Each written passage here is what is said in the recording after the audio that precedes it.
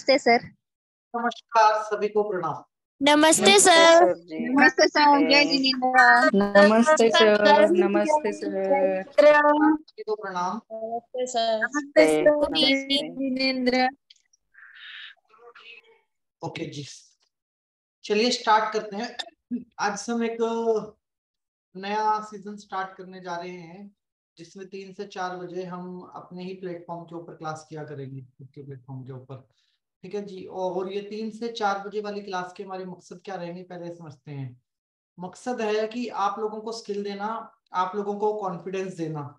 कैसा स्किल, कैसा कॉन्फिडेंस? ऐसा स्किल कि आप लोग जो सीख रहे हो, छोटी छोटी रेमेडियां आपको सिखाना, छोटे छोटी हीलिंग के कोर्स आप लोगों को सिखाना, उनके सर्टिफिकेट आप लोगों को देना, ताकि आप मैक्सिमम टू मैक्सिमम इस चीज को अपनी प्रैक्टिस में ला सकें, आपके अंदर कॉन्फिडेंस आए, आप लोगों को ये चीजें सिखा सकें। और जैसे जैसे आप लोगों को सिखाएंगे तो धीरे धीरे आप एक अच्छे हीलर बनेंगे। खुद की क्लासेस लेनी शुरू कीजिए, खुद को साथ मतलब अपनी टीम बनानी शुरू कीजिए। तो हमारा मकसद है कि आप ये सारे कोर्सेज इसलिए सीखिए कि आपके अंदर कॉन्फिडेंस आए। और मल्टीपल चीजें, मतलब टैरो कार्ड अगर आप किसी को कर रहे हैं तो टैरो कार्ड तो आपको आता है, लेकिन टैरो कार्ड की रेमेडी नहीं आती। न्यूमरोलॉजी तो आपको आती है, लेकिन न्यूमरोलॉजी की रेमेडीज नहीं आती। आपको एस्ट्रोलॉजी तो आता है, एस्ट्रोलॉजी की रेमेडीज नहीं आती। रेकी तो आपको आती है, बट रेकी के द्वारा क्या रेमेडीज हम कर सकते हैं, वो रेमेडीज हमें नहीं आती। तो सारी की सारी रेमेडियल पार्ट हम यहाँ पे सीखें। कुछ हम शॉर्ट कोर्स सीखें, वो शॉर्ट कोर्स को बाद में आप अपने यूट्यूब चैनल के ऊपर बना के डाल सकते हैं। आप अपने यूट्यूब चैनल बना सकते हैं कि वो शॉर्ट कोर्स आपको वहां पे काम आएंगे, यूट्यूब को डेवलप करने के आपके। तो ये क्लासेस कैसे चलेंगी, पहले मैं आपको इसका सिस्टम बता देता हूँ। हमारे एनजीओ का मकसद है कि सबको स्किल दिया जाए, सबको नॉलेज दी जाए। ठीक है जी, ताकि आप लोग समाज में अपना एक कंट्रीब्यूशन कर सके। ये क्लासेस कुछ ऐसे वर्क करेंगी, देखिए मेरा एक अपना कैलेंडर होता है, शाम को 7 बजे भी क्लास है, और दिन में भी मैं अपने 2 क्लास रिकॉर्ड करता हूँ, और उसके बाद रात को भी क्लास होती है हमारी। तो कंटिन्यू तो ये क्लासेस नहीं चलेंगी, ये क्लासेस चलेंगी मेरे कैलेंडर के अकॉर्डिंग। इसलिए मैंने इसमें सारे शॉर्ट कोर्स रखे हैं। शॉर्ट कोर्स का मतलब ऐसा नहीं है कि मैं कोर्स जल्दी खत्म आप लोगों के साथ कर दूंगा। अगर मान लो कोई कोर्स हमारा इस हफ्ते में खत्म नहीं हुआ और 3-4 दिन का गैप आ गया, तो भी हम नेक्स्ट क्लास के अंदर उस कोर्स को खत्म करेंगे। ऐसा नहीं है कि मतलब हम कोर्स को निपटाने के चक्कर में कंटेंट से कोई भी कंप्रोमाइज करेंगे। तो इस प्रकार हम अपने छोटे छोटे कोर्सेज चलाएंगे। हमारा मकसद रहा करेगा महीने में हम एटलीस्ट 2 या 3 कोर्स संपूर्ण तरीके से कंप्लीट कर लें। आपकी दीवारों पे मतलब सर्टिफिकेट पहुंच जाए 2 या 3 कोर्सेज के, और आपको एक कॉन्फिडेंस आ जाए कि हाँ मैं ये करता हूँ। लेकिन फायदा तब होगा जब आप लोगों की बैकग्राउंड में आपके सर्टिफिकेट नजर आएंगे। ऐसे नहीं है कि बैकग्राउंड में पर्दे नजर आ रहे हैं, सर्टिफिकेट जो आप सीख रहे हो वो नजर आने चाहिए बैकग्राउंड के अंदर, तभी कुछ बात बनेगी, तभी आप लोगों को एक सेल्फ मोटिवेशन मिलेगा। तो हम किस कोर्स के द्वारा शुरुआत करेंगे? हम कोर्स की शुरुआत करेंगे, होपोनोपोनो कोर्स के द्वारा हम शुरुआत करेंगे।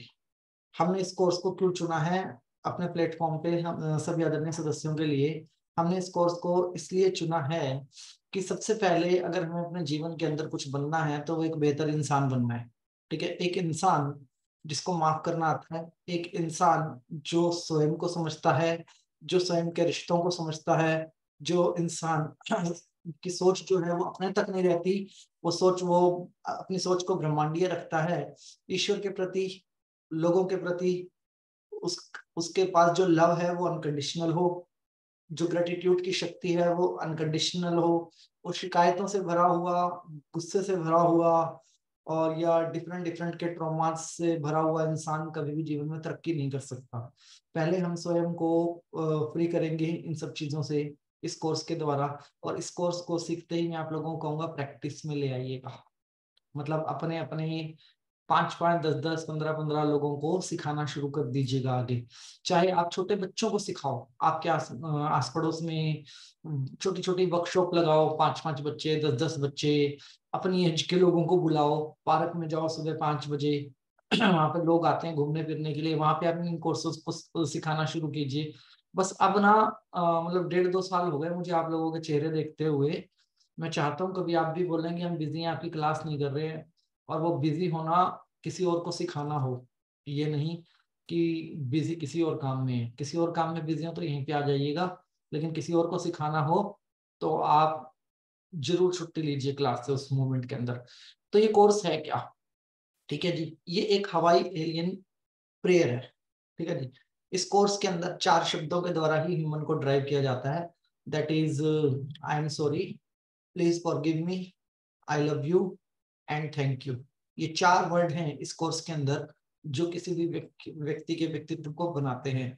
और जीवन में बनते तो लोग बहुत कुछ हैं, कोई कंपनी का सीईओ बनता है, कोई स्पिरिचुअल गुरु बनेगा, कोई ट्रेनर बनेगा, कोई कुछ डिफरेंट डिफरेंट डेजिग्नेशंस तो हम होल्ड करते हैं अपनी लाइफ के अंदर। बट एक अच्छा इंसान, एक बेहतर इंसान बनने के लिए हमें ये चीज को समझना बहुत जरूरी है।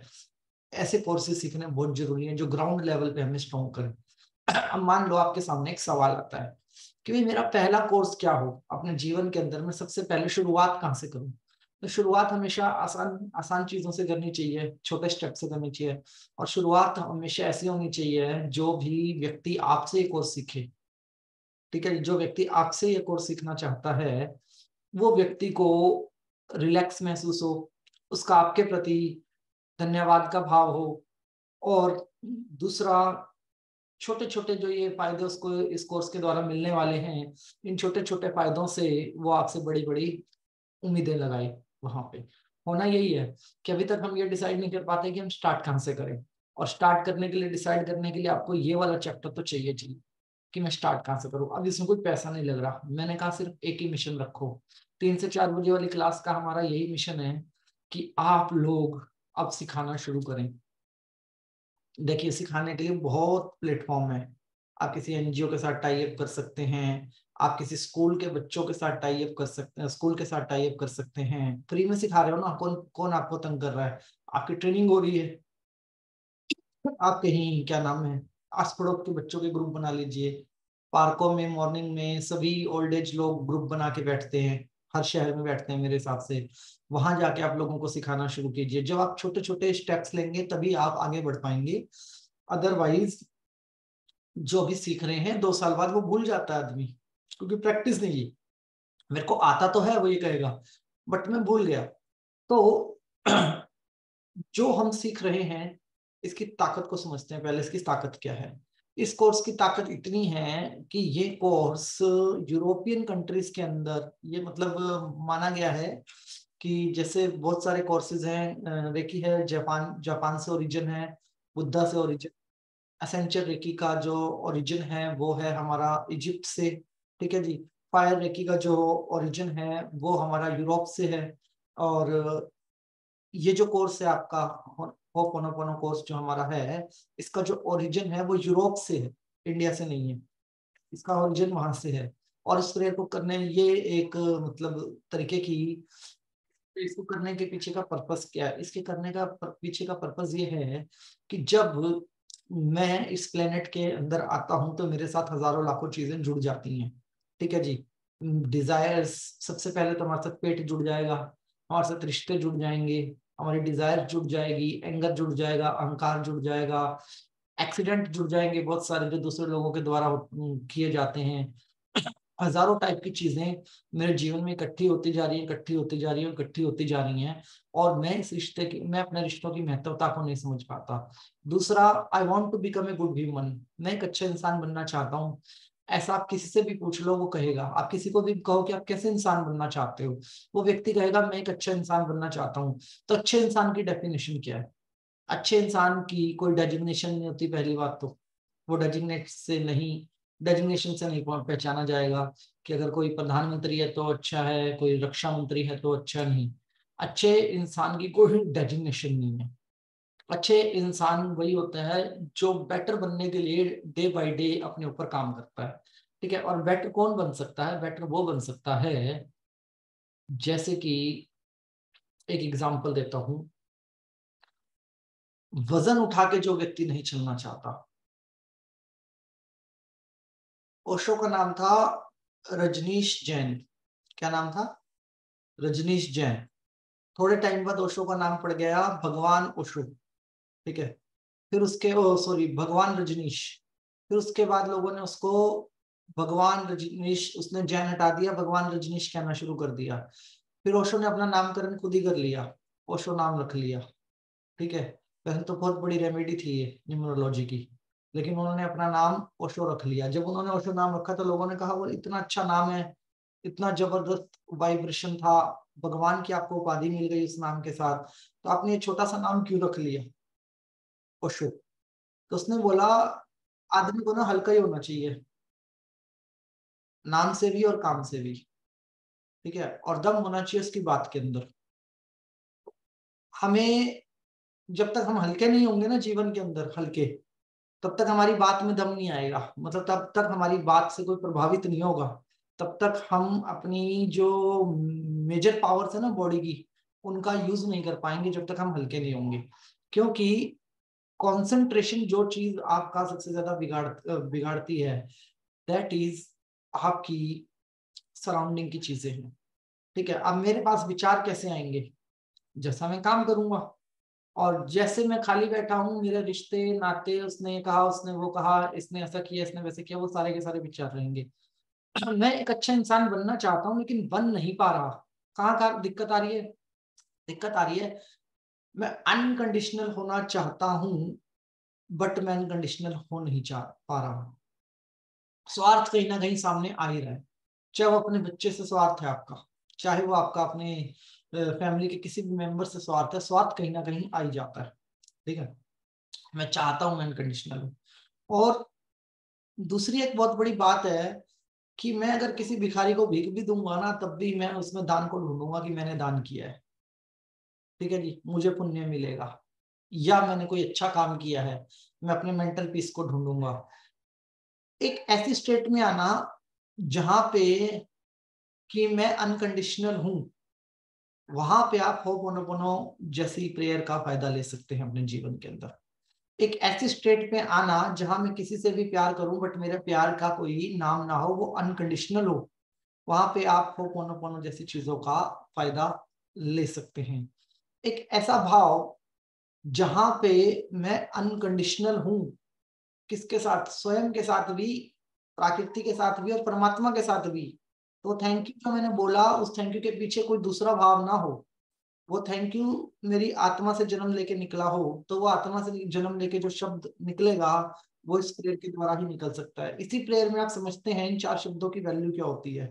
ये 4 शब्द हमारे जीवन को कितना भयंकर प्रभावित करते हैं, कितना जबरदस्त प्रभावित करते हैं। जो व्यक्ति इसकी प्रैक्टिस करता है वो समझ जाता है, ठीक है। आपने ये तो सुना होगा कि रामायण लिखने वाले वाल्मीकि पहले डाकू थे, ठीक है, लेकिन और राक्षस पहले डाकू था और बाद में वो बुद्ध का शिष्य बना। लेकिन आपको ये बता देता हूँ, होपोनोपोनो प्रेयर करने वाले मैक्सिमम बैकग्राउंड जिनके क्रिमिनल्स के थे ना, वो अच्छे इंसान बन गए, ऑटोमेटिक अच्छे इंसान बन गए। हमारे माइंड के अंदर के उसने मेरे साथ ऐसे किया, मैं आपके साथ ऐसा करूंगा। ये जो मैं जो करूंगा ना, ये जो निकल के आया, ये उसकी जड़ों को ही काट देगी प्रेयर। वो मैं हमारे अंदर से आएगा नहीं, वो बदले की भावना, वो गुस्सा आएगा ही नहीं। व्यक्ति व्यक्तिगत रूप से न्यूट्रल हो जाए, इतना शक्ति मतलब इस प्रेयर के अंदर है। और इस प्रेयर के, this prayer is not belong to any religions and casteism. ये किसी धर्म या कास्ट से बिलोंग करने वाली प्रेयर नहीं है, इसको कोई भी व्यक्ति कर सकता है, पूरी दुनिया के अंदर कोई भी व्यक्ति मतलब है। आप समझो कि हमारे जीवन में अलग अलग ये 4 अलग अलग शब्द हैं, और इन 4 अलग अलग शब्दों की 4 अलग अलग बड़ी बड़ी डेफिनेशंस हैं। अगर ये चारों पांचों डेफिनेशन समझ में आ जाएंगी ना, तो थैंक यू बोलते हुए ना खुशी होगी, ना कि ईगो आड़े आ जाएगी सामने से, ठीक है जी। तो ब्रह्मांड के साथ कनेक्ट करने के लिए तो भाव ही चाहिए ना। हमने तो ईश्वर को नहीं देखा किसी ने भी, हमें तो भाव चाहिए उस ईश्वर से कनेक्ट होने के लिए। वो जो भाव भीतर से निकल के आएगा ना, ग्रेटिट्यूड का, धन्यवाद का, वो तब निकल के आएगा जब हम धन्यवाद की फुल फॉर्म को जानते होंगे कि धन्यवाद का भैया पूरा मतलब क्या होता है। And most powerful word that is called I am sorry, ठीक है जी। ये शब्द इतना पावरफुल है कि भीतर से जो सबसे ज्यादा परेशान करने वाली चीजें हैं हमारे भीतर से, देखिए हम ह्यूमन बीइंग है, हमने दायरे बनाए हैं, सोच बनाए हैं, हमने पूरा जाल बुना है और ऐसा जाल बुना है कि जिससे बाहर निकलना लगभग लगभग नामुमकिन है सभी ने। ठीक है जी, आप चाहे कितनी भी ताकत लगा लो, कोई आपको जानता है या नहीं जानता, आप उसके गुस्से को नहीं रोक सकते। अगर आपने उसकी गाड़ी को ठोक दिया तो रोक सकते हो? शायद से आप कभी नहीं मिले, वो आपको जानता है नहीं जानता। लेकिन प्यार कोई करने नहीं आएगा जबरदस्ती, क्योंकि वो आपको जानता नहीं, तो प्यार करने नहीं आएगा। आपने उसकी गाड़ी ठोक दी तो गुस्सा करने आएगा। तो ये जो भीतर से निकलता है वो क्या है? वो अहंकार है। जो भीतर से निकलता है वो क्या है? वो गुस्सा है। जो भीतर से निकलता है वो क्या है? ईगो है, बदले की भावना है, ऐसा मोह है आपका किसके साथ। आवाज ठीक नहीं आ रही क्या आप लोगों को? अगर किसी को कम आ रही है तो मैं कहूंगा कि एक बार माइक अपना चेक कर लें। मेरे हिसाब से तो मैं ठीक ही बोल रहा हूँ, इतना ही सेंसर है मेरा। ओके, तो करना क्या है आपको, जो भीतर से निकलने वाली इन आगों को शांत करना है ना, ये उसकी दवाई है सारी की सारी। और ऐसा गजब काम करती है, मतलब इसको मैजिक प्रेयर कहा जाता है। और ये प्रेयर में पहली बात तो कोई ईश्वर नहीं है, कोई ईश्वर है ही नहीं इस प्रेयर के अंदर। दूसरी बात, कोई डिजाइनर नहीं है इस प्रेयर का, ना कोई डिजाइनर है। तीसरी और इम्पोर्टेंट बात, इस प्रेयर की जो सबसे मतलब मैं सबसे बड़ी स्ट्रेंथ मानता हूँ इस प्रेयर की, वो ये है कि ये प्रेयर हमारे बाहरी वर्ल्ड पे काम ही नहीं करती है, इंटरनल वर्ल्ड में काम करती है। चौथी, दुनिया में सब आए हैं काम करने के लिए, ठीक है, कुछ बनने के लिए, और बनते भी हैं। सब कुछ ना कुछ बनते हैं। कोई मम्मी बनता है, कोई पापा बनता है, कोई कंपनी का सीईओ बनता है, कोई डायरेक्टर बनता है, कोई सेल्स मैनेजर बनता है, कोई कुछ ना कुछ सब बनते ही रहते हैं। और जो नहीं बनते उनको भी बना देते हैं समाज वाले लोग। क्या बोलते हैं कि भैया ये निठल्ला है। निठल्ला भी एक शब्द है, ये बेरोजगार है वो भी है, एक शब्द है। ठीक है, कुछ ना कुछ डेजिग्नेशन हमारे साथ हमारे जीवन में जुड़ी रहती है। जो डेजिग्नेशन से फ्री होने की भी समटाइम्स फीलिंग आती है ना, कि कई बार हम खुद ही परेशान होते हैं, यार हम क्या कर रहे हैं, हम कहाँ फंसे हुए हैं। वो जो फील चाहिए ना आपको, वो इस प्रेयर के अंदर आने वाली है। वो जो मेंटल पीस चाहिए वो इस प्रेयर के अंदर आने वाला है। आपने तो सुना होगा बारिश आती है, सभी व्यक्तियों ने। बारिश आती है ना हर साल। ये भी सुना होगा बाढ़ आती है। ठीक है जी, तो इस प्रेयर में भी बारिश आती है, आंसुओं की बारिश बोलते हैं उसको। सबसे ज्यादा अगर किसी लोगों के आंसू निकलते हैं तो वो इस प्रेयर के वक्त पे निकलते हैं, क्योंकि ये भीतर जो लगा हुआ है उस सबको बाहर कर देता है। सबको बाहर कर देगा, हर एक चीज को बाहर कर देगा। इतना ग्रेटिट्यूड हमारे अंदर होता है उसके बाद, लेकिन उस ग्रेटिट्यूड की हमें जरूरत नहीं होती। उसके बाद हमें ग्रेटिट्यूड की भी जरूरत नहीं है, किसी चीज की जरूरत नहीं होना। मतलब एक 5 शब्दों का कॉम्बिनेशन है जिसके दम पे भारत में कोई भी बाबा बन सकता है। काम क्रोध मोह माया छोड़ दो, आप ये बोलने लग जाओ तो आप बाबा बन जाओगे। इसके लेक्चर देने लग जाओ तो आप बाबा बन जाओगे। और गुजरात वाले जगह दो, क्योंकि आसाराम की सीट खाली पड़ी है, वहां पे बाबा की जरूरत है। ठीक है जी, तो अब समझिए, काम क्रोध मोह माया छोड़ना कहना शब्द बड़ा आसान है, छुड़वाने का तरीका तो कोई नहीं बताता। ये तो कोई नहीं कहेगा कैसे छोड़ो। ठीक है जी, छोड़ कैसे दें मोह? अगर बच्चे पैदा किए हैं तो मोह कैसे छोड़ दें? और उनको पालने के लिए पैसा चाहिए, तो माया कैसे छोड़ दें? छोड़ सकते हैं क्या? नहीं छोड़ सकते। ये सब कहने की बातें हैं। ठीक है जी, और सब कुछ छोड़ना क्यों है मुझे? If I am a human and everything is created by me, तो मुझे सब कुछ फेस करना आना चाहिए, मुझे सब कुछ बैलेंस करना आना चाहिए, मुझे सब कुछ संभालना आना चाहिए, ना कि मुझे छोड़ना आना चाहिए। छोड़ के तो मैं वो जाऊंगा जो मेरी लर्निंग होगी यहाँ पे, वो मैं समाज के लिए छोड़ के जाऊंगा, ना कि मैं किसी भी चीज से भागूंगा। तो हमें भागना तो है ही नहीं किसी भी चीज के साथ, हमें हर चीज को फेस करना है अपनी लाइफ के अंदर। तो फेस करने का जो तरीका है, मैं ये कहता हूँ, कभी इन 5 चीजों को नहीं छोड़ना। ये 5 चीजें आपके जीवन में सर्वाइवल के 5 हथियार हैं। नेवर एवर आप ये सोचो भी काम क्रोध मोह माया मुझे छोड़नी है। ठीक है जी, हर दुनिया में हर व्यक्ति सन्यासी नहीं है। सन्यासी छोड़े ये सब कुछ, सन्यासी को ये 5 चीजें शोभा नहीं देती, क्योंकि उसने सन्यास को कुछ अनुसार चुना है। बट अगर आप लोग एक पारिवारिक व्यक्ति हैं, परिवार में रहते हैं और समाज में रहते हैं, तो ये 5 चीजें आपके सर्वाइवल के 5 बड़े हथियार हैं। आप इन 5 चीजों को नहीं छोड़ सकते। छोड़ सकते हो क्या? अगर आपका बच्चा गलत संगत में जा रहा है तो क्या आप उसको डांट नहीं लगाओगे? लगाओगे ना, समझाओगे, गुस्सा नहीं करोगे। और सबसे बड़ी बात, मैं सिर्फ एक ही बात कहता हूं, जब हमने हर आज के अंदर ये चीजें समझने की कोशिश की कि एक सिक्के के 2 पहलू, यही सीखने की कोशिश की ना, एक सिक्के के 2 पहलू होते हैं। तो गुस्सा तो उस पर करेंगे जिससे प्यार करेंगे, जिससे प्यार ही नहीं करते उस पर तो गुस्सा किया ही नहीं जा सकता। ठीक है? या गुस्सा उस पर करेंगे जिसने आपका नुकसान किया है। ठीक है जी? अब कोई मेरा नुकसान भी करेगा, मैं उसको समझा भी नहीं सकता, गुस्सा भी नहीं कर सकता, तो फर्क पड़ता है। अब मान लो किसी व्यक्ति ने मेरा कोई नुकसान किया, अब वो व्यक्ति क्या है उसकी समझ मेरे पास होनी चाहिए। उससे गलती से वो नुकसान हो गया तो मैं उसको समझाऊंगा, और अगर उसने जानबूझ के किया है तो मुझे उसको गुस्सा करना पड़ेगा। तो मैं भाग नहीं सकता, ना मैं गुस्से से भाग सकता, ना मैं माया से भाग सकता, ना मोह से भाग सकता, ना काम से भाग सकता, ना क्रोध से भाग सकता। किसी चीज से मैं भाग नहीं सकता। और इतनी बड़ी बड़ी दुकानें सजी हुई हैं, आप ये छोड़ दो हम छुड़वा देंगे, आप छोड़ दो हम छुड़वा देंगे, कोई नहीं छोड़ पाता। कोई छोड़ पाता है? आपने बड़े बड़े इवेंट अटेंड किए होंगे, सत्संग भावों के अटेंड किए होंगे, अब गाड़ी पार्किंग पे तो लड़ाई हो जाती है लोगों की, सीट को लेके लड़ाई हो जाती है सत्संग के अंदर, लंगर को लेके लड़ाई हो जाती है। अब छोड़ोगे क्या? आप तो एक सीट ही नहीं छोड़ पा रहे हो किसी दूसरे व्यक्ति के लिए, छोड़ोगे क्या? और अच्छा दिखने के लिए सब हाथ जोड़ के खड़े रहेंगे वहां पे। ये जो सब कुछ नहीं बनावटी है, और उस बनावट को तोड़कर जब आप अपने इनर के अंदर ट्रांसफॉर्म करते हो, तो जो कुछ अंदर से निकलता है वो बनावटी नहीं होता। अगर ईश्वर ने मेरे को ये सारी शक्तियां दी हैं, काम क्रोध मोह माया, तो मुझे इनको यूज करना आना चाहिए, ना कि मुझे इन शक्तियों से भाग जाना चाहिए। भागने वाला हमेशा ही नपुंसक होता है, भागने वाला हमेशा ही कायर होता है। हमें भागना नहीं है, हमें हर चीज को सीखना है, समझना है, फेस करना है, और उसके बाद आगे बढ़ना है।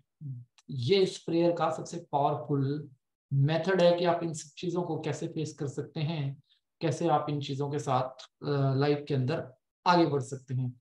और अगर हमें ये कला आ गई तो इसी कला को कहते हैं जीवन जीने की कला। ठीक है जी?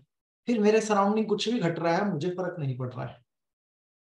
बड़ी से बड़ी घटना को आसानी से पी जाना, बड़ी से बड़े जहर को आसानी से पी जाना, यही घटना कहती है कि संतुलन, जीवन को संतुलन के अंदर लेके आना। ये प्रेयर काम आती है जीवन को संतुलन में लेके आने के लिए। ये प्रेयर काम आती है जीवन जीने की कला सीखने के लिए। और ये कहती है कि आने वाली घटनाओं के लिए तैयार रहो। लेकिन तैयारी कहाँ से होती है? अपने भीतर से होती है तैयारी, बाहर से आपकी कोई तैयारी नहीं होती है आने वाली घटनाओं के लिए भी। अब आप समझिए, एक इवेंट हुआ हमारे देश के अंदर कि भारत के प्रधानमंत्री की मदर की डेथ हुई।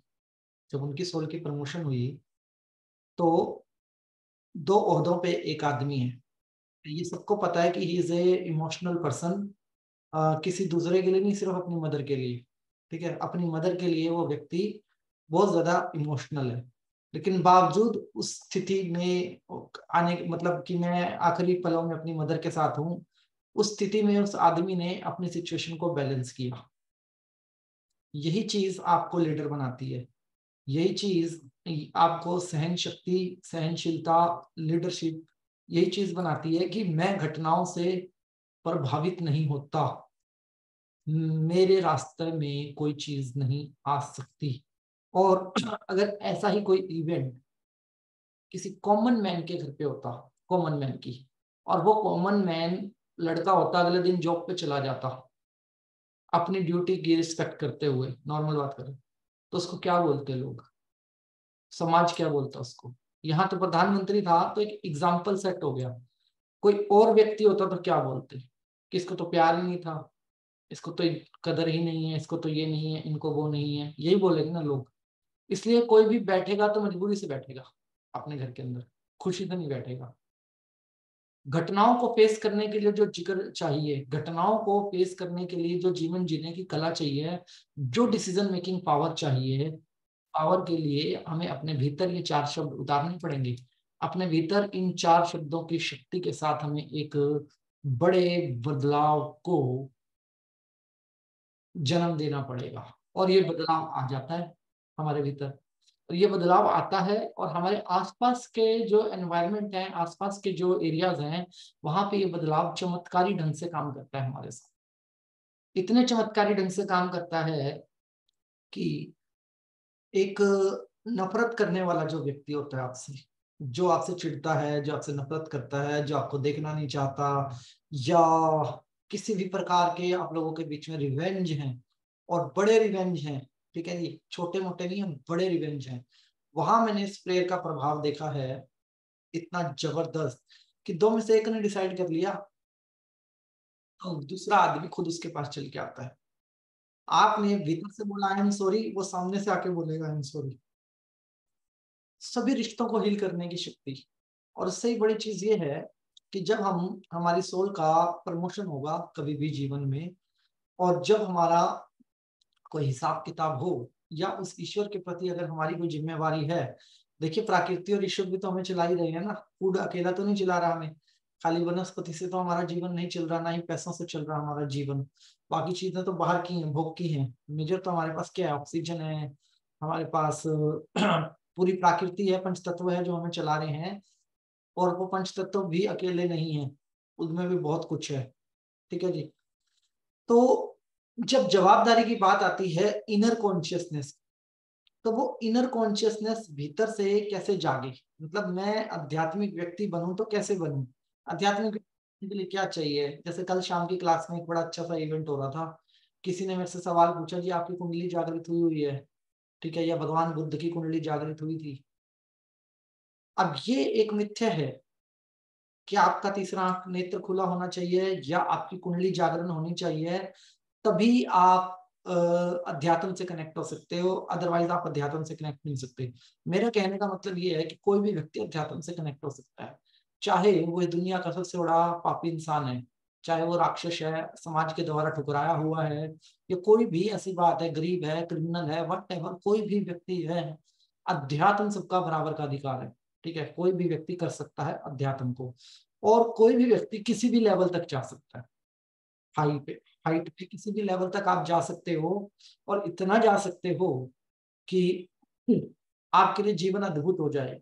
अब हाइट पे जाने के लिए क्या करना होगा आपको, अगर बहुत ऊपर की छलांग लगानी है तो सीधे तो नहीं उछलोगे ना, पहले पीछे जाना पड़ेगा, फिर दौड़ लगानी पड़ेगी, और फिर आप लंबी छलांग लगाओगे, ऐसा ही होगा ना जी। तो पहले पीछे जाना पड़ेगा, पीछे मतलब पहले अपने आप को करेक्ट करना पड़ेगा, संपूर्ण को। जब हम अपने आप को कनेक्ट कर लेंगे फिर हम आगे भाग पाएंगे, और फिर जब हम आगे भाग के जंप लगाएंगे तो वही लोग जो कल तक आपको क्रिमिनल कहते थे, बेकार कहते थे, वही आपके लिए ताली बजा रहे होंगे, कहेंगे भाई साहब ने जंप तो बहुत बढ़िया। यही एक सिस्टम है हमारे समाज का, यही एक वो है, क्या नाम है, नीतियां बनाई हुई है समाज ने। अपना फोकस कहाँ है, अपना फोकस क्या है कि मेरे को अगर अध्यात्म से कनेक्ट होना है तो मेरे को इनर वर्क करना बहुत जरूरी है।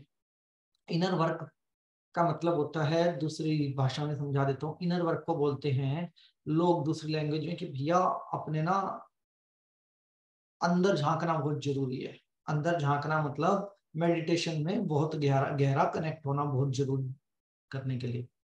बट ये एक बहुत बड़ा मिथ्य है। इनर वर्क का मतलब होता है मेरी जो विचारधारा है, मेरी उस विचारधारा को मुझे सही रास्ते पे लाना है। मेरी विचारधारा ऐसी ना हो कि कोई भी आदमी मुझे मैनिपुलेट करके चला जाए। मेरी विचारधारा के अंदर समझदारी हो, मेरी विचारधारा के अंदर बैलेंस हो, मेरी विचारधारा के अंदर काइंडनेस हो। ऐसी चीजें हमारी विचारधारा के अंदर जब होंगी ना, तभी हमारी विचारधारा जो है, उस विचारधारा के साथ हम अपने जीवन में आगे बढ़ सकते हैं। अगर ऐसी विचारधारा मेरे पास है ही नहीं, और मैं कहूँ कि मैं अध्यात्म से कनेक्ट होऊंगा या आध्यात्मिक चीजों से मैं कनेक्ट होऊंगा, तो आप नहीं हो पाओगे। जो ग्रेटिट्यूड है ना वो भीतर से आना चाहिए, जो फॉरगिवनेस है वो भी भीतर से आनी चाहिए, जो लव है आपका अनकंडीशनल वो भी भीतर से आना चाहिए। आप किसी को दो प्रकार से आशीर्वाद देते हो, एक तो हाँ भाई ठीक है चलो ठीक है, एक जो दादियां नानियां आशीर्वाद देती है ना वो अलग होता है, और जो पेरेंट्स आशीर्वाद देते हैं वो अलग है। वो बच्चे का सिर ही पकड़ लेंगी, उसको प्यार से लाती रहेंगी और उसके बाद उसको अपनी ब्लेसिंग देती रहेंगी। दैट इज आशीर्वाद जो कि भीतर से निकलता है। ठीक है, एक वो है सिर पे हाथ रखकर चल रही, हो गया, वो आशीर्वाद नहीं है। जो एक भीतर से निकलता है वो अनकंडीशनल लव होता है, और वो लव हर किसी के भीतर से हर किसी के लिए नहीं निकलता। और मैं अगर उस लव को जन्म भी दूं तो उसके पीछे कोई कारण नहीं होना चाहिए। अगर उसके पीछे का कारण मैंने कोई तैयार किया तो भी प्रॉब्लम है, क्योंकि प्यार शब्द का मतलब है ही नहीं कि मैं आपसे प्यार करता हूँ या आप मेरे से प्यार करते हो, ना मैं आपसे करता ना आप मेरे से करते। प्यार शब्द का जो रियल मीनिंग है दैट इज अनकंडीशनल। अगर मैं आपके लिए कुछ करूं तो कोई अपेक्षा रख के मत करूं अपने मन में, और आप मेरे लिए कुछ करो तो कोई अपेक्षा रख के मत करें। कोई भी अपेक्षा रख के अगर आप कोई भी काम कर रहे हो दैट इज नॉट लव। ठीक है जी, उतना अनकंडीशनल होना आपको डिटैच करता है। जब आप इतने अनकंडीशनल होते हो तो आप डिटैच होते हो चीजों से, मतलब आपके लिए कोई भी चीज छोड़ना भी आसान है और किसी भी चीज को पाना भी आसान है इस कंडीशन के अंदर। और वो जो ग्रेटिट्यूड होता है, धन्यवाद होता है, वो धन्यवाद के भी मायने मुझे नहीं पता आज की डेट में। वो धन्यवाद के मायने हजारों तरीकों से कनेक्टेड हूं मैं। I am not just a human, I am not just a soul, I am not just a आकाश। मतलब मैं अपना बात करूं तो मैं सिर्फ एक नाम से पहचाने जाने वाली चीज नहीं हूँ। इस ब्रह्मांड के हजारों कण लाखों चीजें मेरे साथ जुड़ी हुई हैं और मैं भी उनके साथ जुड़ा हुआ हूँ। बट मैंने उस रिश्ते को कभी पहचाना ही नहीं, मैंने उस रास्ते पे कभी जाने की बात ही नहीं करी, तो मैं अध्यात्म कहाँ से जानूंगा। अध्यात्म किताबी अध्यात्म थोड़ी है। अध्यात्म का मतलब ये थोड़ी है कि मैंने एक किताब पढ़ी, 4 वेद पढ़े, उपनिषद पढ़े, गीता पढ़ी और मेरे को अध्यात्म करना आ गया। दैट इज नॉट अध्यात्म। आप किताबें 1000 पढ़ लो, वो अध्यात्म नहीं है आपका। शब्द 4 पढ़ लो, आप अध्यात्म समझ जाओगे। भाई गीता इतनी मोटी किताब है, पूरी पढ़ने से अच्छा सिर्फ उसकी जो समरी है ना 18 श्लोक की, समरी पढ़ लो। समरी के अंदर आपको समझ में आप समरी को समझने की कोशिश कर लो, पूरी गीता आपको समझ में आ जाएगी इस केस के अंदर। ठीक है जी, अगर आपने रामायण पढ़ी और रामायण से सवाल नहीं निकाले तो आपने खुद को भी नहीं समझा और रामायण को भी नहीं समझा। जो भी चीज मैं अपने जीवन के अंदर कर रहा हूँ उस चीज के मुझे मीनिंग पता होने चाहिए, वो चीज मुझे बैलेंस करेगी। अब भगवान बुद्ध के ऊपर कोई व्यक्ति चाकू रख रहा है, कोई गाली दे रहा है, कोई उनके ऊपर थूक रहा है, कोई उनको अपने गांव में नहीं घुसने दे रहा, वो आदमी शांति है, उसको फर्क नहीं पड़ रहा। लेकिन उसके दायरे में जो कोई आ रहा है ना, वो बदलता चला जा रहा है, वो फिर उसके जैसा ही बनना चाहता है। ऐसा ही होता, ऐसा ही हुआ था ना उनके जीवन के अंदर। अब इतनी शक्ति कहाँ से लानी कि आप, दूसरा तो आपके मुंह पे थूक रहा है और आप उसको कह रहे हो कि अच्छा आपको थूकने से खुशी मिली तो मैं तो बड़ा खुश हुआ कि मैं आपको खुशी दे पाया। ये इनर का एटीट्यूड कहाँ से लाएं? यही आध्यात्मिकता है, ना कि वह आध्यात्मिकता है कि गुरु सफेद कपड़े में बैठा है जच के, गुरु के आसपास फूल पड़े हैं, बहुत सारे भक्त चेले खड़े हैं, गुरु जी के पास नहीं जाने दे रहे किसी को। ये शूद्र है जी, ये इस कास्ट से बिलोंग करता है, ये उस कास्ट से बिलोंग करता है, ये रामायण नहीं पढ़ पाएगा, ये गीता नहीं पढ़ पाएगा। ये अध्यात्म थोड़ी है। अध्यात्म का मतलब होता है संपूर्ण समर्पण। और संपूर्ण समर्पण के लिए वो जो धन्यवाद के भाव और जो चीजों को सोचने समझने की शक्ति हमारे भीतर होनी चाहिए, वो कहाँ से आएगी? अध्यात्म की डेफिनेशन क्या है? अध्यात्म को क्या बोलते हैं? आप किसको अपना गुरु बनाओगे अपने जीवन के अंदर? आपका गुरु कौन हो सकता है? जो आपको ज्ञान मार्ग पे लेके जाएगा, उसके अलावा तो कोई नहीं हो सकता। या चमत्कार वाला चाहिए आपको, जो हवा से पैसे बना के दिखाएगा, हाथ से आग जला के दिखाएगा, वो जादूगर है। अगर आपको गुरु चाहिए तो गुरु वही होता है जो आपका मार्गदर्शन करता है। तो जो मार्गदर्शन करता है वो किस लिए मार्गदर्शन करता है? कि ज्ञानी बनो, अज्ञानी मत बनो। ज्ञानी क्रोध को नहीं लाएगा अपने चेहरे के ऊपर। ज्ञानी क्या करेगा? ज्ञानी व्यक्ति सिचुएशन को समझेगा, ज्ञानी व्यक्ति क्रोध के कारण को पकड़ेगा, ज्ञानी व्यक्ति रिएक्शन नहीं देगा, ज्ञानी व्यक्ति इमीडिएट एक्शन नहीं लेगा, उसके ब्रेन से डिफेंस खत्म हो जाएगा। ज्ञानी व्यक्ति सिर्फ सिचुएशन को समझेगा और उसके अकॉर्डिंग रिएक्ट करेगा। जब एक आदमी 5 बार महात्मा बुद्ध के मुंह पे रोजी थूक के जा रहा है तो बुद्ध में तो अहंकार नहीं था, लेकिन उस व्यक्ति में ये भी अहंकार था कि मैं रोज सूख रहा हूँ, ये आदमी मुझे जवाब क्यों नहीं दे रहा है, स्माइल क्यों पास कर रहा है सामने से, क्योंकि वो ज्ञानी था। और वो ज्ञानी थे, इसी वजह से उसने ढूंढ लिया वो जो वो नहीं ढूंढ पाया। उसने कहा जी मैं रोज आपके मुंह पे थूकता हूँ। उसने बोला जी मुझे खुशी मिलती है कि आप रोज कुछ ना कुछ करने आते हो मेरे लिए, मुझे खुशी मिलती है कि आपको मैं खुशी दे पा रहा हूँ। और वहां पे उसका अहंकार भंग हो गया। लेकिन अगर वहीं से एक उल्टा चपेटा बुद्ध लगा देते उसको कि आजा भाई किससे पूछ के थूका, तो बुद्ध नहीं रहता ना, बुद्ध तो डिस्ट्रॉय हो जाता पूरा का पूरा। बुद्ध के अंदर वो शक्ति नहीं थी ना कि वो हाथ उठा दे। भगवान महावीर कहते हैं कि कीड़े के साइज में उनको इतने बड़े बड़े दिखाई देते थे। छोटी सी चींटी जो लोगों को खुली आंखों से भी दिखाई नहीं देती, ध्यान से देखने में भी उनको उनको इतने बड़े बड़े दिखाई देते थे।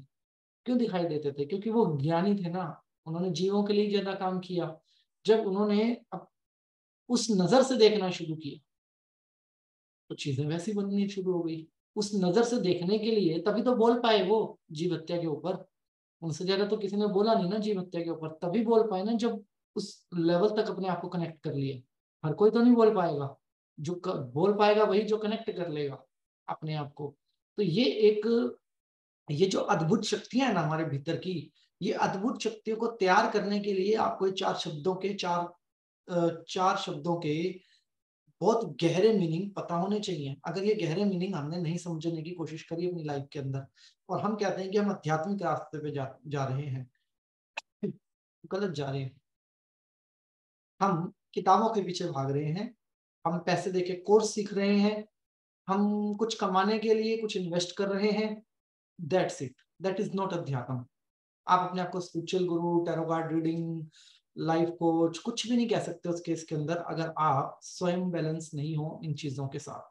अगर आपने अपने आप को इन चीजों के साथ सिंक नहीं किया तो फिर आप आध्यात्मिक शक्तियों का प्रॉपर यूज नहीं कर सकते। अब आध्यात्मिक ना भी हो, मुझे सबसे पहले तो अपनी फैमिली लाइफ में बैलेंस चाहिए ना, अपने सराउंडिंग में बैलेंसिंग चाहिए। और बैलेंसिंग कैसे आएगी मेरे अंदर? जब मैं इन चीजों को बहुत गहराई से समझता हूँ। और बहुत गहराई से समझने के लिए बहुत गहराई में ही जाना पड़ेगा। कहने को चार शब्द हैं और चार शब्दों के मतलब तो आपको पता होंगे। प्लीज फॉरगिव का मतलब मुझे माफ कर दो, आई एम सॉरी का मतलब मैं माफी मांग रहा हूँ, अपनी गलती मान रहा हूँ। और क्या नाम है इसके अलावा, थैंक यू का मतलब धन्यवाद, आई लव यू का मतलब मैं तुमसे प्यार करता हूँ। यही चार शब्द है ना। लेकिन इन चार शब्द के पीछे जो भौतिक वर्ल्ड और आध्यात्मिक वर्ल्ड के बीच का गैप छुपा हुआ है वो किसी ने ढूंढा। गैप इतना बड़ा है कि जब अभी तो आप यहां से देख रहे हो इन चार शब्दों का, अच्छा ये चार शब्द हैं, लेकिन जैसे ही आप हाथ उल्टा करोगे ना कहानी पलट जाएगी। ऐसी कहानी पलट जाएगी कि आप ऑटोमेटिक अध्यात्म की भावनाओं को समझना शुरू कर देंगे। अब मैं आपसे एक सवाल पूछता हूँ। कल जैसे क्लास में दो लोगों ने क्वेश्चन कहा था कि भाई मैं अपनी हीलिंग करता हूँ और मुझे असर नहीं होता, ठीक है, मैं सेल्फ हीलिंग कर रहा हूँ मुझे असर नहीं हो रहा, रेकी सीखी है असर नहीं हो रहा। एक सिंपल सा आंसर है, आपकी ऊर्जा नहीं है। आपकी ऊर्जा वो जो आपको जीवन दे रही है। मेरी ऊर्जा वो है ना जो मुझे जीवन दे रही है। अब मुझे किसी चीज से तकलीफ है और मैं उस चीज को ठीक करना चाहता हूँ, तो ठीक कौन करेगा? और वो ऊर्जा कहाँ से आएगी? ऊर्जा ब्रह्मांडीय है। तो एक नॉर्मल इंसान और एक हीलर दोनों अलग होते हैं। एक डॉक्टर और एक इंसान हमेशा अलग होते हैं। इंसान ही डॉक्टर है, लेकिन अगर उस डॉक्टर के सामने कोई भी पेशेंट आ जाए तो जात पात धर्म या किसी भी व्यक्ति के बैकग्राउंड का उस डॉक्टर से कोई लेना देना नहीं होता। डॉक्टर को सिर्फ उसका इलाज करना है, यही होता है ना डॉक्टर का धर्म। डॉक्टर ऐसे ही काम करेगा। तो ऐसे ही पुलिस का काम है। जात पात धर्म इन सब चीजों से हटके कोई भी अगर मुसीबत में है तो उसकी मदद करनी है। पुलिस का एक काम है, पुलिस वाला भी इंसान है लेकिन पुलिस वाला अलग है और वो इंसान अलग है। ऐसे ही जब हम हीलिंग मेथड की बात करते हैं अपने जीवन के अंदर, तो हमारे भीतर का जो हीलर है वो अलग है और मैं जो हूं अलग हूं। तो सेल्फ हीलिंग के अंदर मेरी हीलिंग हीलर करेगा, मैं नहीं करूंगा, मेरी हीलिंग ब्रह्मांड करेगा, मैं खुद नहीं करूंगा, और उसके लिए मेरे को टेक्निक आनी चाहिए। अभी कोई सिखाएगा नहीं रेकी के अंदर, कोई नहीं सिखाता कि हीलर अलग होना चाहिए हमेशा से। आप जब खुद ही इमोशनली इतने वीक हो, आप खुद ही किसी प्रॉब्लम से वो कर रहे हो, क्या नाम है, किसी प्रॉब्लम के दौर से गुजर रहे हो, आप अपना इलाज कैसे करोगे? अब मान लो मेरे को कांटा चुभ गया बचपन में और कांटा मेरे को दिख रहा है, तब भी नहीं निकाल रहा, इस डर से कि दर्द होएगा जी, दर्द होएगा जी। फिर कोई आपकी फैमिली का मेंबर हाथ पकड़ेगा, उस कांटे को निकालेगा। ऐसा ही होता है ना परिवार के अंदर, खुद भी तो निकाल सकते हैं, लेकिन एक वक्त ऐसा भी होता है जब हम स्ट्रॉन्ग मोमेंट पे होते हैं, हमें कोई चोट लगती है, कांच लगा, कांटा लगा, तो हम उसको खुद निकाल लेंगे। ऐसे ही करते हैं ना हम। Where is problem? प्रॉब्लम है प्रोसेस के अंदर। हम प्रोसेस के थ्रू चीजों को नहीं समझते, हम नियमों के द्वारा चीजों को नहीं पकड़ना चाहते, और हम, क्या नाम है, किसके द्वारा करते हैं काम? हम काम करते हैं अपनी बनाई हुई फिलोसफी, लैक ऑफ नॉलेज और डिफरेंट डिफरेंट थ्योरियों के ऊपर। अब आप जो जहाज बनाते हो वो जहाज आसमान में नहीं उड़ेगा, और जो इंजीनियर बनाते हैं वो आसमान में उड़ता है जहाज। उसमें कुछ नियम है ना जो उसने बनाया, मटेरियल है, नियम है। मैंने जो बनाया वो थोड़ी उड़ेगा। मेरे को नियम नहीं पता तो मैं इंजीनियर नहीं हूं, मुझे नियम नहीं पता तो मैं डॉक्टर नहीं हूं, मुझे नियम नहीं पता तो मैं कुछ भी नहीं हूं। ऐसे ही हीलर वर्ल्ड के अंदर क्या है, अध्यात्म वर्ल्ड के अंदर, एक तो कुछ वीकनेस है इस प्रोफेशन की। वीकनेस नंबर 1, कोई भी सीख सकता है, कोई भी व्यक्ति हीलर बन सकता है, कोई भी, कोई पढ़ाई लिखाई नहीं चाहिए। ये इसकी वीकनेस है, मतलब कमजोरी बना दिया लोगों ने इस चीज को। और इसकी ताकत क्या है? कोई भी सीख सकता है, कोई भी व्यक्ति सीख सकता है। अब इसकी वीकनेस ये है कि जो भी व्यक्ति थोड़ा सा भी सीखता है, वो आगे पैसे कमाने के चक्कर में सिखाना शुरू कर देता है, ठीक है, और अपने ऊपर काम करने की बजाय वो दूसरे को, भाई मैं जितना जानता हूं उतना ही तो सिखा पाऊंगा ना आपको, जो मैं जानता नहीं वो मैं आपको कैसे सिखाऊंगा। और लोग जब जल्दबाजी करते हैं, वो जितना जानते हैं उससे भी कम सिखा पाते हैं आगे। जब वो कम सिखा पाते हैं, जो सीखने वाला होता है उसका भी एक लेवल होता है। जो सीखने वाला है वो भी, मतलब आपको मेरी सारी बात थोड़ी समझ में आती होगी, पूरी बात तो नहीं आती होगी, 50%, 40%, किसी को 70% ऐसी तो समझ में आती होंगी आपको मेरी बातें। तो सीखने वाले का भी अपना एक IQ लेवल है, वो भी 40, 50, 70% सीखेगा, फिर वो भी आगे सिखाना शुरू कर देगा। ऐसे करके जो नॉलेज के अंदर जो प्रोसेस है उसके अंदर इतनी ज्यादा फ्लक्चुएशन हो जाती है। निकलते हैं बीच में से कुछ ऐसे भी जो जितना सीखते हैं उसको मल्टीप्लाई करके भी सिखाते हैं। इतनी ज्यादा फ्लक्चुएशन हो जाती है कि जो जवाब भीतर से आने चाहिए ना, वो जवाब नहीं आते। और हीलर को ना सारे जवाब भीतर से आ जाते हैं, मैं आपको लिख के दे सकता हूँ। हीलर को सारे जवाब भीतर से आ जाते हैं, अगर आप सिर्फ एक ही मेथड पकड़ लो।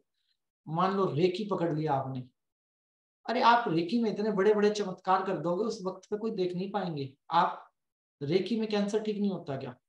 रेकी में आपकी बड़ी बड़ी बीमारियां ठीक नहीं होती क्या?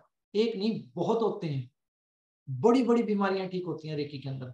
साइकिक सर्जरी इतना पावरफुल टॉपिक है, साइकिक सर्जरी के अंदर क्या क्या मिरेकल नहीं होते, लेकिन वो वही कर पाता है जो 1 मिनट टिका रहता है, जो उस चीज के ऊपर अपनी पूरी ताकत लगाता है। प्रॉब्लम क्या, ताकत नहीं लगती, इस वजह से हम प्रोसेस को नहीं समझते। और ताकत लगाने के लिए जो इनर से वॉइस आना चाहिए, भीतर से जो स्टेबिलिटी चाहिए, वही काम करे, वही चीज आपको बनाएगी। इसीलिए पहला कोर्स की नींव मैंने यहाँ पे इसी की रखेगी। पहले कोर्स में हम अपने पिलर्स बनाएंगे, अपनी नींव रखेंगे आगे बढ़ने के लिए। लेकिन इसके बाद अगर आप लोगों ने सिखाना शुरू नहीं किया ना, तो सबको पैसे ले लेके सिखाऊंगा। अगर इसके बाद अगर आपने क्लासेस नहीं लेनी शुरू करी ना और सिखाना नहीं शुरू किया, तो आप सबसे पैसे लूंगा कि भैया आप सिखा रहे हो या नहीं सिखा रहे, मुझे मतलब नहीं है, मैं अब आपसे पैसे लूंगा, ठीक है जी। और आप सबको तो पता ही होगा हिप्नोटाइज करना आता है मेरे को, तो ना तो बोलना ही नहीं दूंगा आपको मैं। ओके, तो चलिए, ये जो पिलर हम बनाने जा रहे हैं अपने माइंड के अंदर, ये पिलर हमें भटकने नहीं देंगे।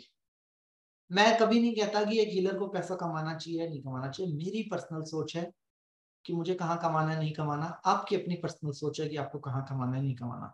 रेकी सिखाने वाले 1.25 लाख रुपए में भी रेकी सिखा रहे हैं, और नहीं सिखाने वाले फ्री में भी सिखा रहे हैं, नहीं लेने वाले पैसे। जिसका पेट भरा होगा वो फ्री में भी सिखा देगा, और जिसका पेट खाली होगा वो 5,000 रुपए के लिए ना भी कर देगा, 1,000 रुपए के चक्कर में आपको सिखाएगा भी नहीं। ऐसा ही होता है ना जी। तो ये सबकी अपनी पर्सनल सोच है, लेकिन मैं आप लोगों को कहूंगा अगर आप इसको एज ए करियर ले रहे हैं, पैसा आपकी जरूरत है, आप बेशक लीजिए लोगों से, बेशक कमाइए, कोई बुराई थोड़ी है, जो दे सकता है वो आ जाएगा, जो नहीं दे सकता होगा इतना ग्रेटिट्यूड तो आपके अंदर भी होगा, उसको आप अपनी क्लास में ले लेंगे, कम में सिखा देंगे, परंतु शुरू कीजिए। और जब तक आप प्रैक्टिस में नहीं आ रहे हैं, आगे नहीं आ रहे हैं, तब तक बात नहीं बनेगी। और ये जो 4 पिलर हम रखने जा रहे हैं अपने ब्रेन के अंदर, ये 4 पिलर इतने स्ट्रॉन्ग हैं जो कहीं से भी मुझे भटकने नहीं देंगे। आप ऐसे जाओगे तो इधर जाओगे, इधर जाओगे तो ये ऐसे हो जाएंगे। ये चारों के चारों पिलर कहते हैं मैं गलती से भी गलती ना करूं, मैं गलती से भी गलती ना करूं, ये आपको रोक लेंगे वहां पे। ना ही आपके अंदर लालच को डेवलप होने देंगे, ना ही आपके अंदर सेल्फिशपन को डेवलप होने देंगे, ना ही आपके अंदर ईगो को डेवलप होने देंगे। और एक हीलर के अंदर ये सारी क्वालिटीज तो पहले दिन चाहिए। ठीक है, आप ये समझिए कि आप अपने प्रोफेशन की तैयारी कर रहे हैं, ये क्वालिटियां आपको डे 1 पे चाहिए अपने अंदर, तभी आप हीलर बन पाएंगे। मैं ये नहीं कह रहा कि 100% चीजें होंगी, आप ये मान के चलिए 60 से 70% चीजें अगर हो गई तो बहुत बढ़िया है, बहुत बढ़िया जीवन के अंदर। 100% आप मान के चलेंगे तो नहीं पहुंच पाएंगे उस लेवल तक। 50-60% चीजें अगर हमारे जीवन में आप एक 50-60% भी अच्छी कोशिश कर पा रहे हैं हीलर बनने की, तो आप बहुत बेस्ट ट्रैक पे हैं, बहुत बेस्ट ट्रैक पे। और दूसरी चीज, एक तो मैं हीलर बना मतलब वो मेरी चॉइस थी, दूसरा क्या मैं ऐसा कुछ कर सकता हूं कि वो शक्तियां भी मेरे साथ जुड़ना चाहें, वो शक्तियां भी मुझे सपोर्ट करें, उन शक्तियों वो शक्तियां भी मेरे साथ जुड़ के काम करना चाहें।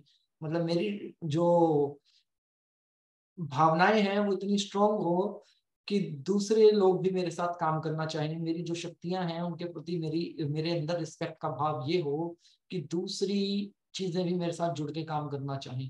हिडन पावर्स, मेरे भीतर की हिडन पावर्स हैं, छुपी हुई शक्तियां मेरे दिमाग की, यूनिवर्स की हिडन पावर्स हैं, वो मेरे साथ जुड़ना चाहें। जब ये सारी चीजें आपस में जुड़ती चली जाएंगी ना एक दूसरे के साथ, इन दैट मोमेंट आप ऑटोमेटिक अलाइनमेंट हो रहा है आपका, ऑटोमेटिक। जरूरी नहीं है किसी पेड़ के नीचे बैठ के ही आपका अलाइनमेंट होगा, ये तो घटनाएं हैं। उस टाइम पे पक्के मकान नहीं थे, जंगल में थे भगवान बुद्ध। ठीक है जी। और जरूरी नहीं है किसी पहाड़ पे बैठ कर आपका अलाइनमेंट होगा, जरूरी नहीं है आपको किसी नदी किनारे बैठ के अलाइनमेंट होगा। अलाइनमेंट कभी भी और कहीं भी हो सकता है। ठीक है जी। वो तो मेरा भाव है कि मैं क्या हूँ। और मैं तो बड़ी साफ सी बात कहता हूँ जी, कुंडलिनी शक्ति है, थर्ड आई शक्ति मिलनी ही नहीं चाहिए किसी को। क्या करोगे लेके? अगर मैं अपने आप को इतना आजाद कर लूं कि मैं तो अपने आप को इनसे अलग देख रहा हूँ, इनसे ऊपर देख रहा हूँ, या भावहीन हूं इन चीजों के प्रति, तो शायद इससे बड़ा भी कुछ मिल जाएगा। अंत थोड़ी है ये।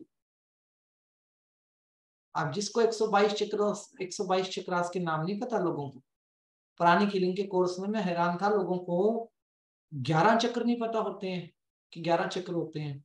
और अगर मैं कहूं कि 122 चक्र होते हैं, उसके बाद कहीं कुंडलिनी शक्ति की बात की जाती है, तो भैया 7 चक्र के नाम पता है वो भी आधे अधूरे, और कहते हैं जी कुंडलिनी शक्ति जागरण हो जाए हमारी, नहीं होनी चाहिए। बहुत भयंकर मिस्टेक हो जाएगी आपसे। 122 लोग बनते हैं, 122 चक्रास होते हैं कुंडलिनी शक्ति को उठाने के लिए। 122 चक्रास की एलिजिबिलिटी 3.5 घंटे सीधी कमर करके बैठना कोई आसान काम है क्या? मतलब अच्छे अच्छे तपस्वी भी नहीं कर सकते उस काम को। और हम लोग सोचते हैं कि कुंडली जागरण होने से हमें कोई शक्ति प्राप्त होगी ना। बहुत सारी चीजें ना हमने अपने माइंड में मिथ्ये रखी हुई हैं। एक बेस्ट हीलर वो है जो इन चीजों को समझे। एक सही पर्सनैलिटी का व्यक्ति वो है जो इन चीजों के प्रति अपने भाव रखे। मतलब मुझे ब्रह्मांड से कोई शक्ति मिले या ना मिले, मुझे कुछ नहीं चाहिए, पहले तो जो मेरे पास है दैट इज गॉड गिफ्ट, और पुरस्कार के रूप में मुझे ईश्वर खुद ऐसी चीजें देगा, उस पुरस्कार के लिए काम करना चाहिए। और उस पुरस्कार की इच्छा नहीं होनी चाहिए इतने निष्भाव और निश्चल होकर काम करना चाहिए कि आप स्वयं ही कब पुरस्कारित हो गए ये भी आपको पता ना चले। ठीक है जी। और अच्छे संत जो रहे हैं ना, मतलब वो इतने हैं कि उंगलियों पे गिने जा सकते हैं। हम उतनों के ही नाम लेते हैं, 5 7 10, इससे ज्यादा अच्छे संत नहीं रहे हैं। ठीक है जी, 5 7 10 ही रहे हैं। और ये सब निष्भाव थे, निष्भाव, निस्वार्थ। इन्होंने कभी कोई डिमांड नहीं करी। अगर भगवान महावीर जी के पास शक्तियां थी तो कुछ भी कर सकते थे ना, और कपड़ों का भी त्याग कर दिया। बुद्ध के पास शक्तियां थी तो कुछ भी कर सकते थे, लेकिन उन्होंने सब चीजों का त्याग कर दिया। जो व्यक्ति छोड़ना जानता है उसी को तो लालच दिया जाएगा। जो छोड़ना जानता है उसी के सामने तो परोसा जाएगा। भैया आपके घर पे मैं आया, आपने कहा खाना खा लो, मैंने कहा कि मैं तो खाना खाता नहीं सर, हमने तो स्पेशल बनाया, कुछ तो खा लो, कुछ तो खा लो। आप जबरदस्ती करोगे कि आदमी कुछ तो खा ले, ऐसा ही होता है ना। और जो कहे फोन करके पहले जी ये बना लो मैं आ रहा हूँ, कहेंगे आ गया जी परेशान करने। यही जीवन का सत्य है। डिमांड और सप्लाई ऐसे ही काम करती है। जो त्यागी पुरुष होते हैं, जो सच्चे मन से हीलिंग की लैंग्वेज को समझते हैं, वो शक्तियों का वो नहीं करते, लालच नहीं करते अपने जीवन के अंदर। उनके जीवन में शक्तियों का प्रवाह होता है, और जब प्रवाह होता है वही प्रवाह आपको उस तत्व के साथ जोड़ता है जिसको परमात्मा बोला जाता है। पर उस परम के साथ मतलब हमें जोड़ता है। उस तत्व के साथ जुड़ने के लिए हमारा निश्चल होना बहुत जरूरी है, हमारा निष्भाव होना बहुत जरूरी है, और हमारा अपनी अहमियत को समझना बहुत जरूरी है। हम जिंदा है ना इस प्रकृति के अंदर, जिंदा है। ये प्रकृति में सबसे बड़ी खुशकिस्मती है हमारी। और अब आप खुशकिस्मती किस चीज में ढूंढ रहे हैं? BMW कार, जगुआर, या फिर कोई बहुत बड़ा मकान? किस चीज में आप अपनी खुशी ढूंढ रहे हैं? हमारा जिंदा होना ही सबसे बड़ी चमत्कार है। नहीं तो आपको पता ही होगा, आदमी बैठा है बिस्तर पे और लुढ़क गया। आजकल तो और फास्ट हो गए हैं, ट्रेडमिल पे भी गिर जाते हैं लोग। राजू श्रीवास्तव, ठीक है जी, मतलब जिम ही कर रहा था, सेहत के लिए अच्छा ही कर रहा था, और आउट हो गया। कब फ्यूज उड़ जाए पता नहीं लगता। हमारा जिंदा होना ही एक चमत्कार है। और बाद में ये कहने का मौका भी नहीं मिला कि मैं जिंदा था, मैं ईश्वर को धन्यवाद भी नहीं कर पाया। ये दुख तो सब रखते हैं कि जी मेरे को लग रहा है मैं 2 4 दिन में चला जाऊंगा, रिश्तेदारों को बुला दो, उनके साथ मैंने गलत किया, सही किया, माफी मांग लेता हूँ। और उसका क्या, जिसने तुम्हें इतनी जीवन ऊर्जा, जीवन शक्ति दी, उसके बारे में कभी विचार नहीं किया कि मैं उसको धन्यवाद ही बोल देता हूँ। और जब मरने के बाद पता नहीं कि जाना कहाँ है, तो कैसे यकीन कर लिया कि उसी के पास जा रहे हो? और वो अपनाएगा क्यों हमें? वो हमें अपनाएगा क्यों? वो तो नहीं अपनाएगा ना। कह देगा भैया जाओ उन्हीं रिश्तेदारों के पास जिनसे माफी मांग के आया है, उन्हीं के साथ अपने कर्म हील कर ले। ऐसा ही होता है ना। इस जीवन के साथ, इस जीवन के भीतर एटीट्यूड रख सकते हो ना जिंदा होने का, कि मैं जिंदा हूं, इस बात की जितनी खुशी मना सकते हो तो मना लो। और जितना उस ईश्वर की आंख में आंख डाल करके धन्यवाद कर सकते हो कर दो। मुझे ये देने के लिए धन्यवाद, मुझे वो देने के लिए धन्यवाद। जितनी चीजें हमें जोड़ती है उन चीजों के साथ अनकंडीशनल लव कर लो। मेरे हिसाब से स्वर्ग का लालच यही खत्म हो जाएगा सबका। मोक्ष का लालच भी खत्म हो जाएगा, मतलब खत्म ही हो जाएगा। इस लेवल पे आप कनेक्शन को महसूस करते हो। एट ये लेवल हमारे बॉडी और माइंड से खत्म हो जाना, दैट इज स्पिरिचुअलिटी। यही अध्यात्म है।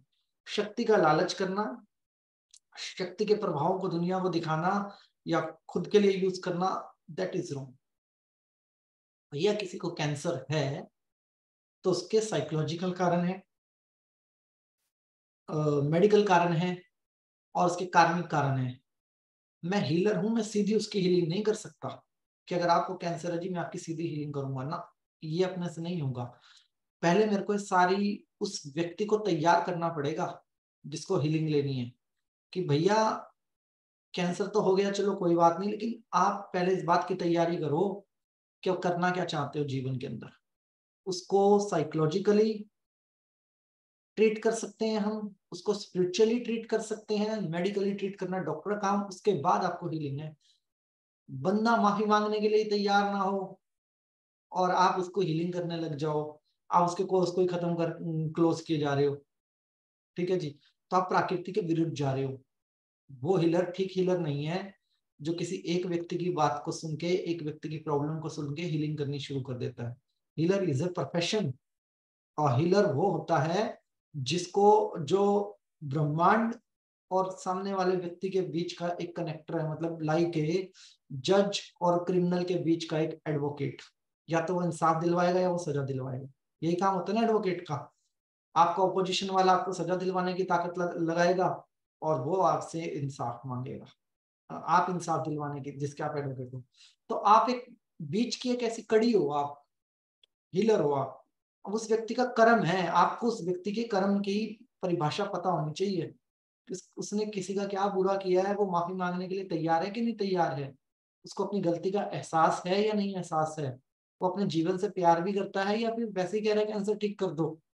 जिसको जीवन से प्यार नहीं और वो कहे मेरा कैंसर ठीक कर दो, नहीं करनी उसकी हीलिंग। हीलिंग उसकी करनी है जिसका केस आपको समझ में आए। तो ऐसी 1000 चीजें हैं जो हमें समझ में आएंगी इस क्लास के अंदर। तो आप समझ रहे होंगे अध्यात्म में ज्ञान नहीं, ज्ञान के नियम पता होने चाहिए। अगर ज्ञान तो क्या है जी, ज्ञान तो कहीं से भी आ जाएगा।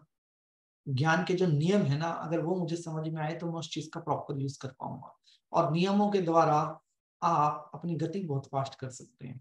मतलब नियम है कि जहाज में बैठूंगा तो 700 किलोमीटर प्रति घंटा पूरे भारत में और भारत के आसपास के देशों में 2.5 घंटे में आप पहुंच सकते हो। यही है ना नियम, नियम की ताकत। और वहीं पे आप टैक्सी कैब कर लो, उसके अलग नियम है। ट्रेन पकड़ लो, ट्रेन के अलग नियम है। डिफरेंट डिफरेंट चीजें आप कुछ भी कर लो, उनके अलग अलग नियम है सबके। तो जो ज्ञान के नियम है, हम उन 4 नियमों के ऊपर बात करेंगे।